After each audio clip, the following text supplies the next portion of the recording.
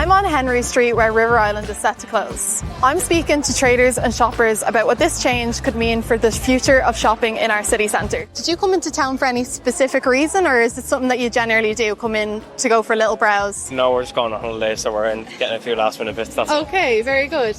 Yeah, it's a wedding. Okay, you have a wedding. Shopping, yeah. So when you come into town to shop, is it usually for an occasion, or is it something that you do quite regularly?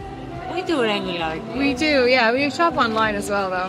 I feel like I kind of shop more online, more for convenience, like not having to go out, so it's a little easier, I'd say, to get stuff delivered. And do you prefer maybe the shopping online experience, or do you like coming into town and kind of the atmosphere here? Or They're coming in and see the clothes, have a coffee, enjoy. Not because it's better when you try and see because online most of them you're disappointed shopping. is there anything that kind of puts you off coming into town sometimes? I'd say it's pretty easy. I'd say it's more the crowds that people kind of just stay away. I'd rather shop online rather than coming here. I just don't like everything that goes on. You see it like in the media and nowadays, all the headlines. I just kind of avoid town if it's not possible, to be honest with you. I'll only come in as kind of a last resort. For me, it's traffic and parking hard to find. So Okay. for her, Sometimes it's just like the shops you're looking for are not all in the same place. So you're kind of running around from like place to place, sometimes in town, sometimes near your house. So I think we try getting all the shops all at once. It's a lot harder, whereas online you can just like bounce within seconds.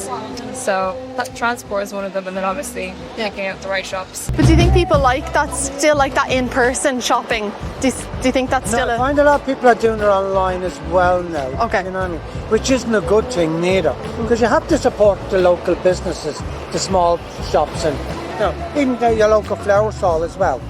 Rather than going to the supermarket, because we get everything directly from Holland, so everything's nice and fresh. Where they're not stored anywhere, they're not made up like in the supermarkets, say 5-7 days before you get to the shop. You know what I mean? So, and then they're under lights, they're not in water. Absolutely, yeah. What kind of have you noticed around footfall here? Do you think it is still robust, or?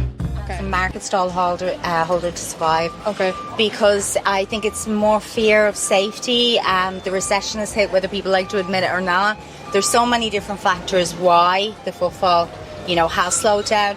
And then when consumers come in, if they see the markets, they're going the different ways, because they just don't have the money, this year. And that's why we're trying to lower our prices to meet them as well. But some days it's hard. When the city is neglected for such a long time, particularly, the whole retail core here on Moore Street and O'Connell Street, there's a 5.5 acre site there that has passed from developer to developer for the last 2 decades, and people who intend on demolishing the whole retail core and rebuilding it don't invest in that. And they also put in short-term tenants who have no rights to the property. So when them tenants sign a deed renunciation, it means they can be forced out of the property at any time, and that's what's happened here on Moore Street. So they're afraid to invest into their properties, and that's why you have such a poor visual amenity here on Moore Street. The shops look very run down and stuff like that.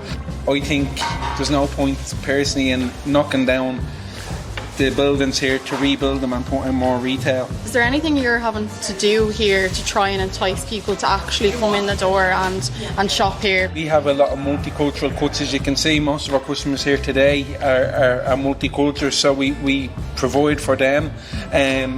Another thing I will say is through the Lewis we had to start opening Sundays, to stay viable. Like, access was maintained, but when it's taking you 2 hours to get there, people just choose a more, convenient option.